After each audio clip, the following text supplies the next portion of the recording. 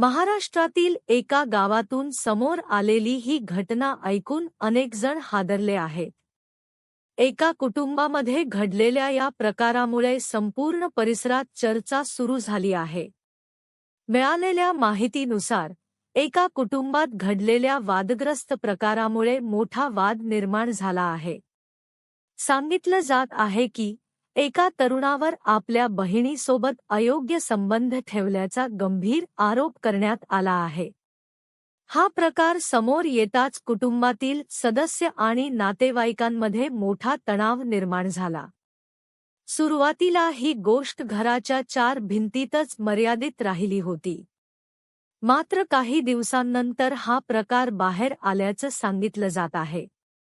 ही बाब समोर येताच काही नातेवाईकांनी स्थानिक पोलिसांशी संपर्क साधल्याची माहिती मिळत आहे. त्यानंतर पोलिसांनी या प्रकरणाची चौकशी सुरू केली आहे.